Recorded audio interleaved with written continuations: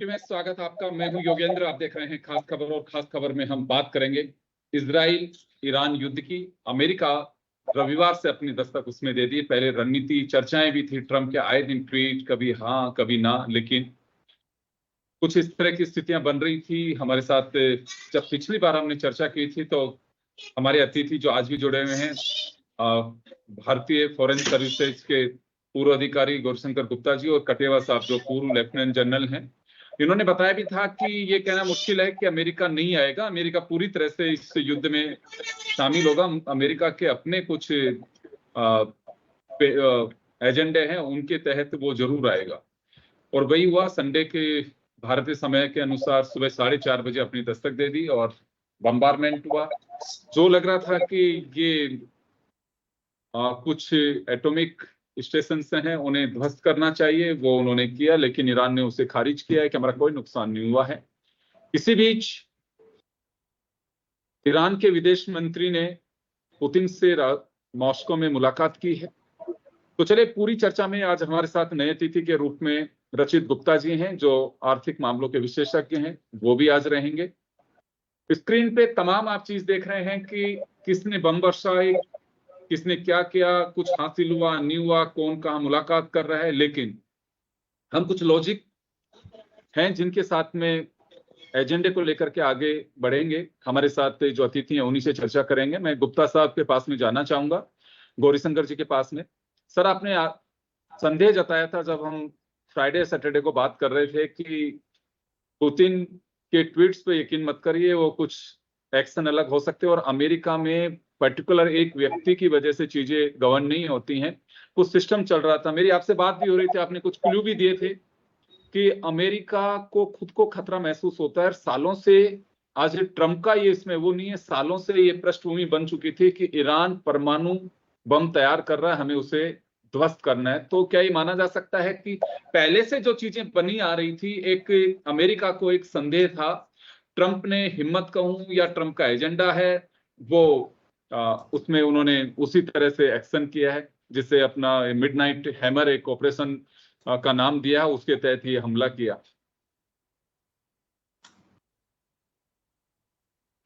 जी गौरीशंकर गुप्ता साहब, आप ही से सवाल है सर मेरा। ये पहले से जो आशंका अमेरिका की थी, वो हमला उस तरह से देखें या ट्रंप का एक्शन के रूप में देखें?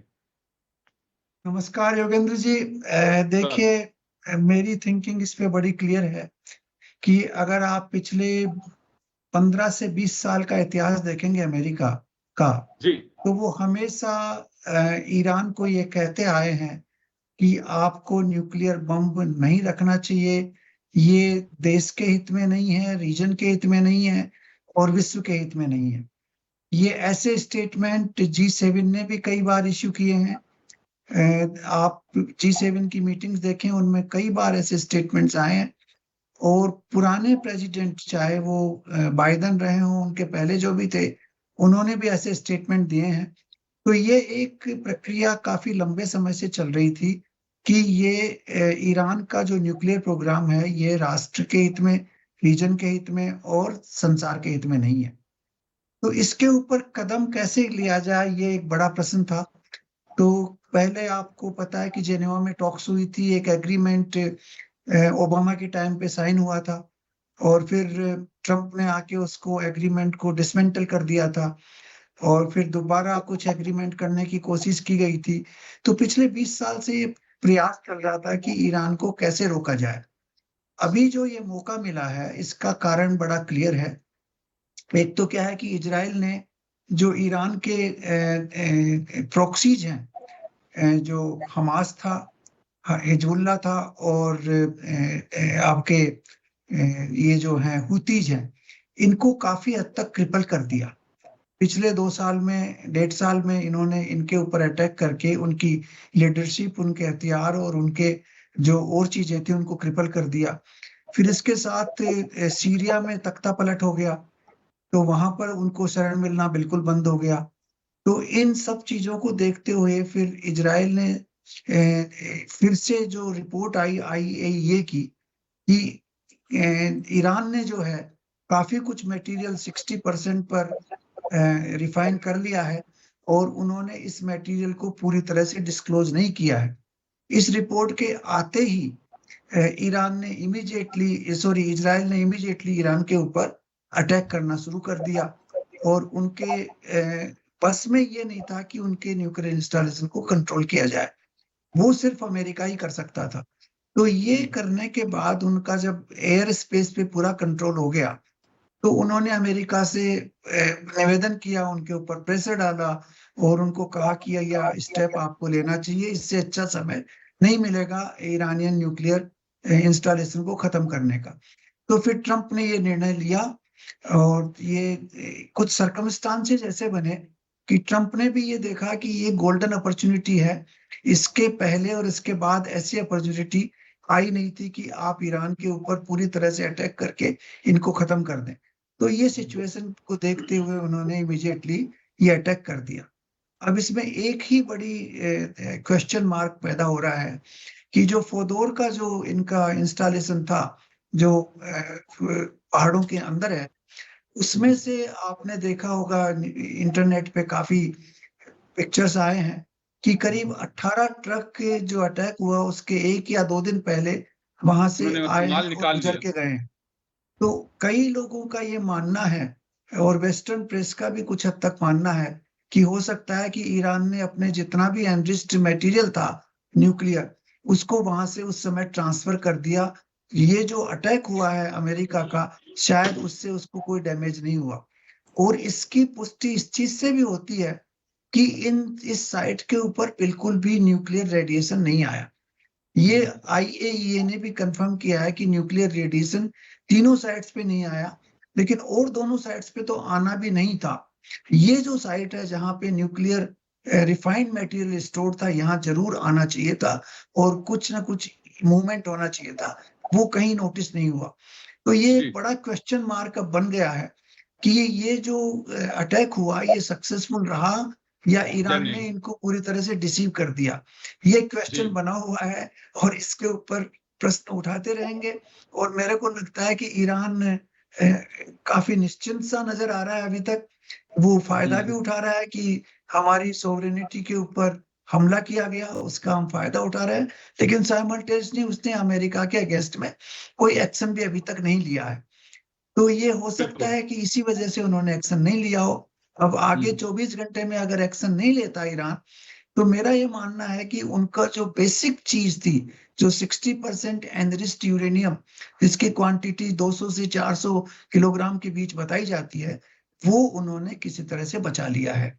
तो ये एक बहुत बड़ा प्रश्न पैदा हो रहा है कि जी इससे अगर आगे ऐसा है इजराइल तो क्या करेगा अमेरिका और यूएस के, क्या करेगा। अगर ऐसा है तो अमेरिका के इंटेलिजेंस और उनके जो टारगेट जो उन्होंने किया था वो फेल रहेगा इस ऑपरेशन में। और अगर वास्तव में उन्होंने टारगेट किया, क्योंकि संदेह सभी को दुनिया में ये हो रहा है कि ईरान जिस तरह से रिएक्ट कर रहा है, निश्चिंत होकर के बयानबाजी कर रहा है, उनके विदेश मंत्री मिस्टर अब्बास पुतिन से मुलाकात कर रहे हैं, क्योंकि एक सबसे बड़ा आपके पास में जो आर्म है आपके, जिसको लेकर के चल रहे हो और जिससे खतरा महसूस हो रहा है सामने वाले मुल्क को, वो अगर आपने बचा लिया है तो निश्चित रूप से वो खतरा आज भी उनके लिए कायम है। और ये इससे भी इनकार नहीं किया जा सकता है कि अमेरिका और तीखे हमले अब नहीं करेगा। मैं वापस लौटूंगा सर आपके पास में। मैं कटेवा साहब का रुख करना चाहूंगा। कटेवा साहब, इस तरह की जब सिचुएशन बनती है, कई बार आप लोगों को बताया भी जाता होगा सैन्य ऑपरेशन के दौरान, एक्सरसाइज के दौरान, क्योंकि कई मुल्कों में इस तरह की स्थिति चल रही है। कुछ लोग कहते हैं कि अभी युद्ध जैसी स्थिति नहीं कह सकते, झड़प कह सकते हैं। या आपसी एक तनाव की स्थिति कह सकते हैं, कि संघर्ष कह सकते हैं। संघर्ष और युद्ध में बड़ा अंतर है। तो लेकिन ईरान ने तो पूरी तरह से इसे घोषित किया है कि हम युद्ध के लिए तैयार हैं, और युद्ध बिल्कुल हमने शुरू किया, युद्ध छेड़ दिया है। अब क्या लगता है आपको, अमेरिका और तीखे हमले वहां कर सकता है और दूसरे लोगों को भी इसमें उतरने के लिए मजबूर कर सकता है, जिससे स्थितियां और बदतर होती जा सकती हैं? देखिए योगेंद्र जी, जैसा कि गुप्ता साहब ने बताया कि अगर तो उनके जो न्यूक्लियर स्टेशंस थे, एक ही जी फदरो जो सबसे इम्पोर्टेंट है, जहां पर एनरिचमेंट ऑफ यूरेनियम अंदर है ऑलरेडी, वो अगर बर्बाद नहीं हुआ है तो शायद ईरान का जो रिस्पॉन्स होगा वो अलग तरह का होगा। जी और जैसा कि दो तरह की थ्योरी चल रही है कि एक तो बोल रहे हैं कि जैसे कि डिसेप्शन प्लान था, उन्होंने डिक्लेयर भी किया है कि हमने उसको ऑल्टरनेट साइट पे मूव कर दिया है। दूसरा, आज मैं एक आर्टिकल पढ़ रहा था जिसमें ये लिखा था कि वो पेरीफेरी के आसपास इन्होंने डिसेप्शन प्लान बना रखे थे, वहीं पे इनकी बम्बार्डमेंट हुआ है। हालांकि जो बंकर बस्टिंग बॉम्ब्स हैं वो काफी गहराई तक जा सकते हैं, परंतु उनके 90 मीटर नीचे उनके जो यूरेनियम एनरिचमेंट के जो स्पेस है वो पहाड़ों के 90 मीटर नीचे है, और जो उसका एंट्रेंस है वो भी कई जगह से जिग जैग जाकर के 2-3 जगह पे ऐसे डिसेप्शन टाइप है, और मेन कहीं और से जाता है।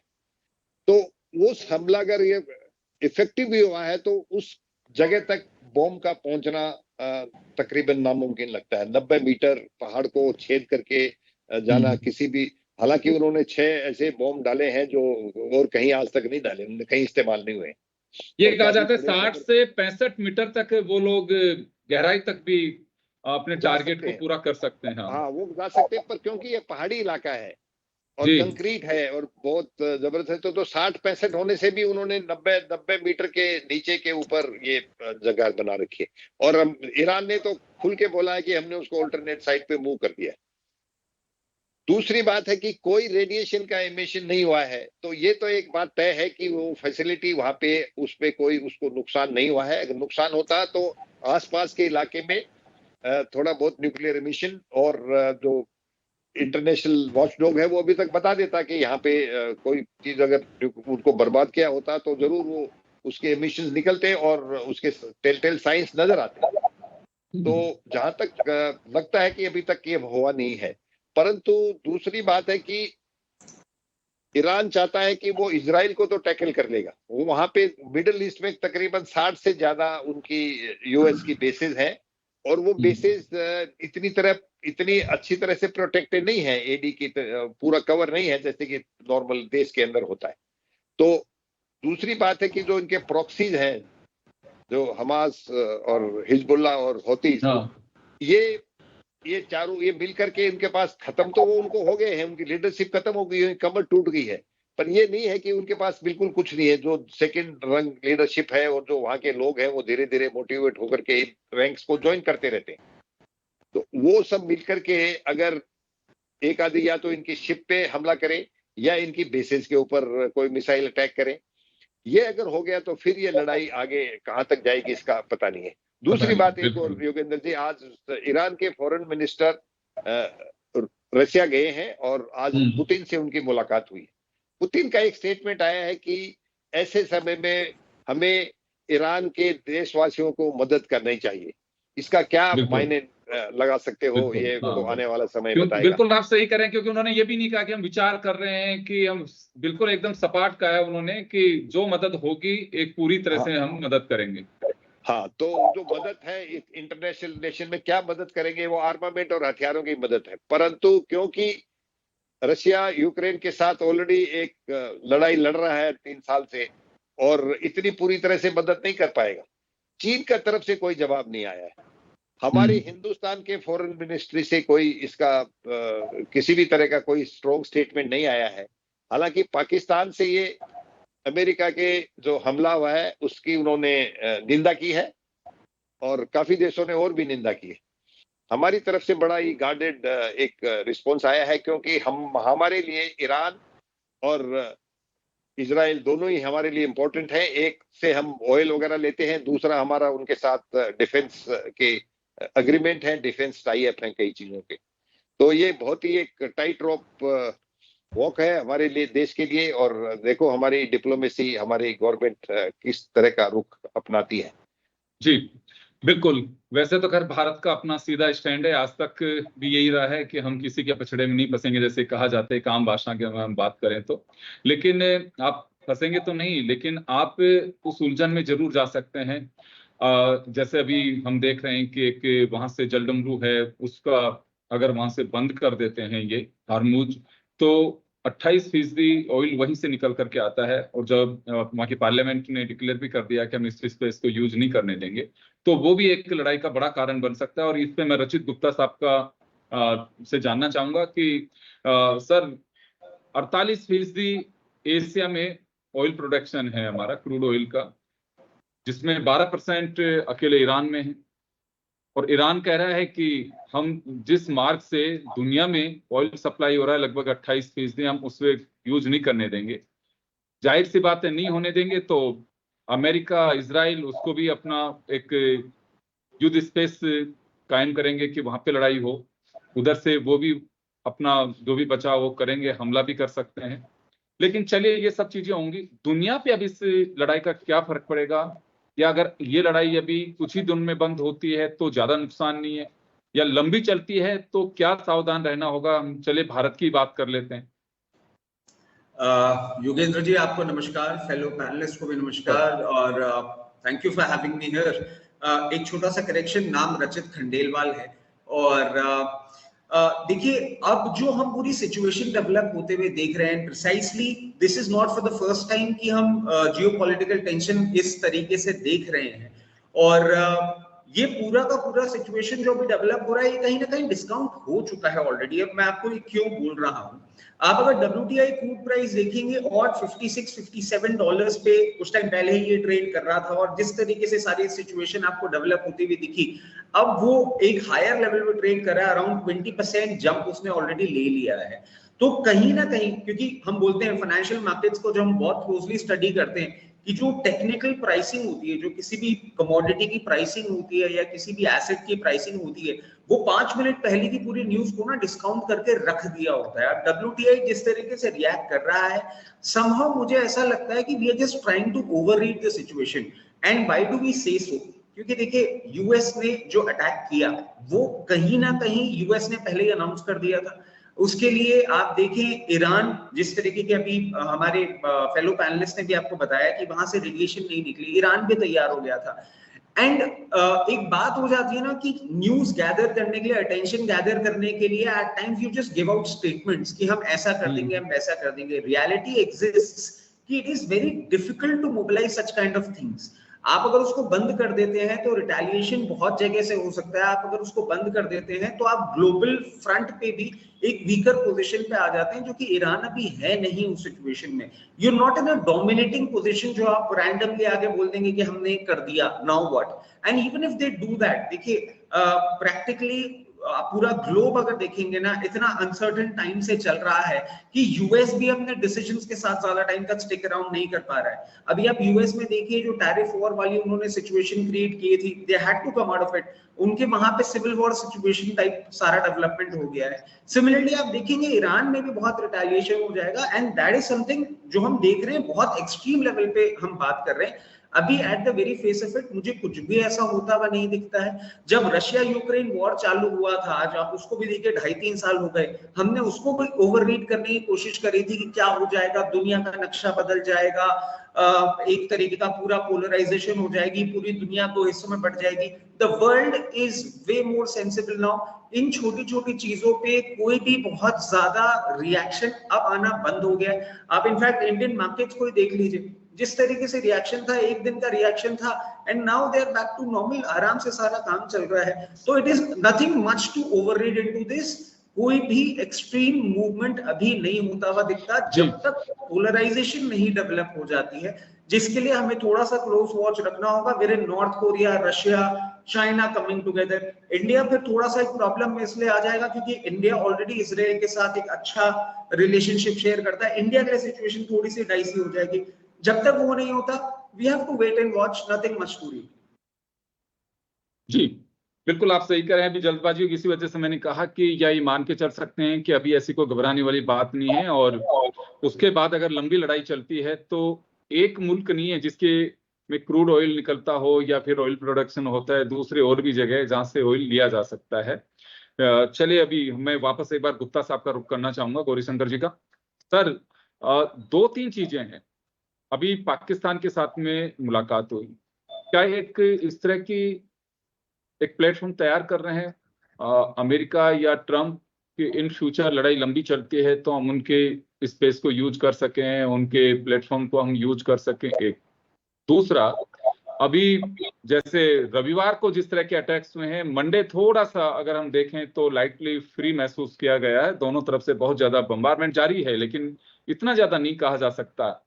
तो ये तूफान से पहले की शांति कहें इसको, क्योंकि रिएक्शन देख रहा है अमेरिका, ईरान का, कि बहुत घबराहट नहीं हुई है उनके इस बम्बारमेंट की वजह से। योगेंद्र जी, मेरा मानना यह है कि ये मेरे ख्याल से धीरे धीरे डाई डाउन हो जाएगा, क्योंकि ईरान के पास से जो क्षमता है वो सिर्फ मिसाइल्स की है। वो कितनी मिसाइल दागेंगे आप सोचें। मान लो उनके पास 1000-1200 मिसाइल्स भी होंगी तो वो दागने के बाद खत्म हो जाएगा, क्योंकि उनके पास एयर पावर तो है नहीं जो वो अपने एयरक्राफ्ट को फ्लाई करके और उनसे अटैक कर सके। दूसरी चीज उनका यह है कि जैसे ये आप इसको हॉर्मुज का जो मुख को बंद करने की बात कर रहे थे, वो बंद कर नहीं सकते, क्योंकि वो ईरान भी तो बंद हो जाएगा उसके साथ। उनके भी जो आवागमन है वो सारा उसी गल्फ ऑफ हॉर्मुज से होता है, तो वो उनके लिए भी बहुत खतरनाक है। तीसरी चीज मैं देख रहा हूँ कि अगर ईरान को नुकसान नहीं हुआ है इस बम्बार्डमेंट से, यूएस एक्शन से, तो ईरान ने मेरे ख्याल से ज्यादा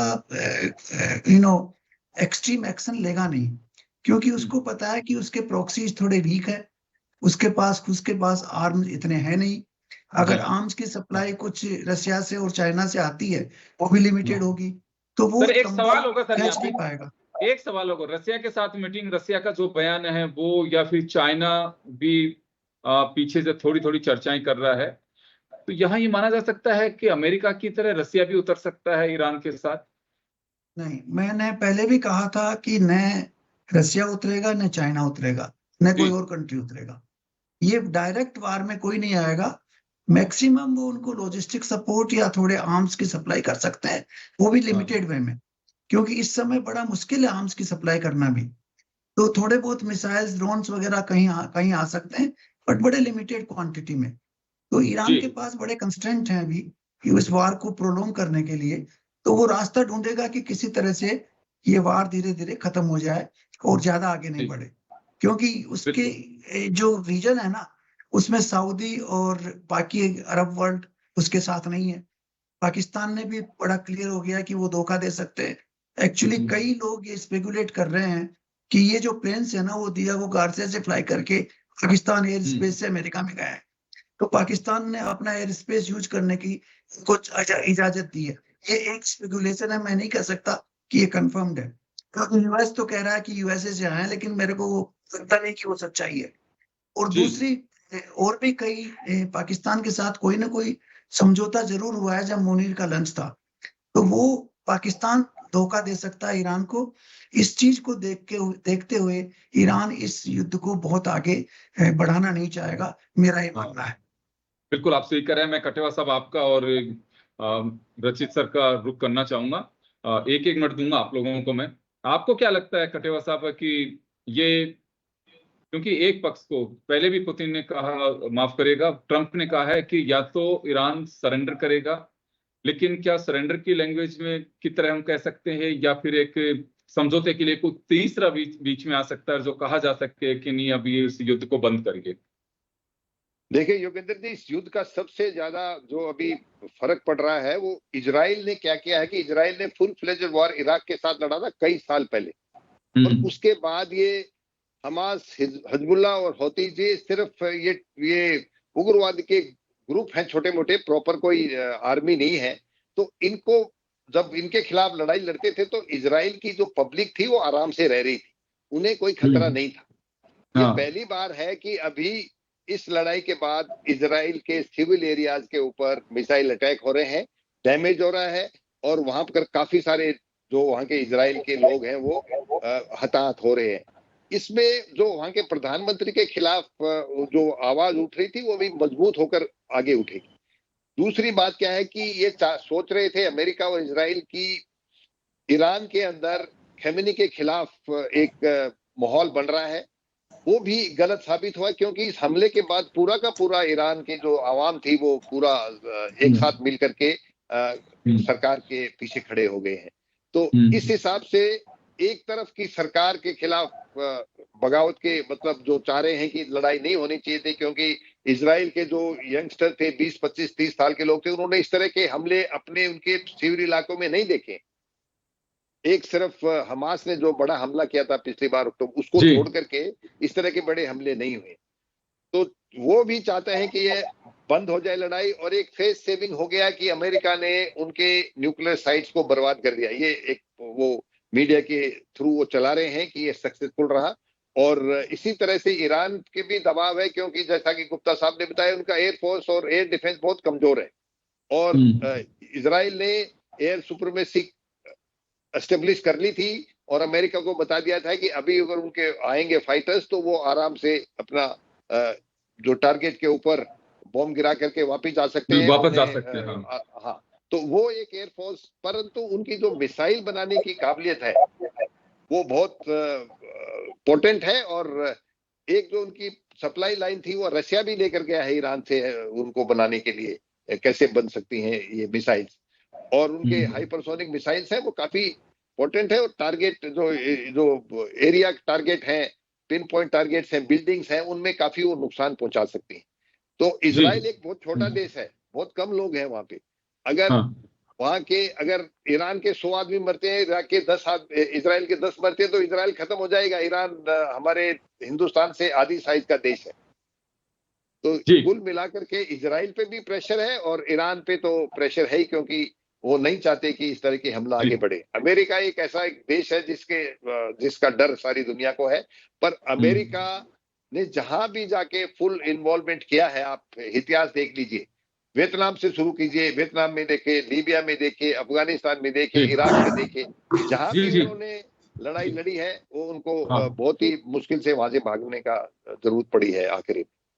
जी चलिए, समय कम है, लेकिन मैं रचित खंडेलवाल साहब के पास में जाना चाहूंगा। सर, हमारा इन्वेस्टमेंट भी है, करीब 3.5 लाख करोड़ का इन्वेस्टमेंट हमारा है। ये लड़ाई अगर लंबी चलती तो हमें उसके बारे में भी विचार करना होगा, क्योंकि वो जरूरत है। चाबहार पोर्ट हमारा और दूसरे इन्वेस्टमेंट्स भी हैं, कुछ एनर्जी प्रोजेक्ट्स को लेकर के भी हम ईरान के साथ में भी, और इजराइल हमारा वैसे मित्र है क्योंकि वहाँ की टेक्नोलॉजी, बहुत सारे एक्सरसाइज भी साथ में किए। तो ये क्या कुछ हमारी चिंताएं और बढ़ सकती हैं इस लड़ाई से? देखिए योगेंद्र जी, आपको एक चीज संक्षिप्त में बता देता हूं। इंडिया अब जिस सिचुएशन में आ गया है, जिस तरीके से हमारा फंड फ्लो चल रहा है, आप देख लें, जब ये ईरान का वॉर चालू हुआ है तब जो अडानी पोर्ट और ऐसे स्टॉक्स थे जो कि अंडर उस पर्टिकुलर कार्नेज में आते हैं, वो ऑलरेडी करेक्ट कर चुके हैं।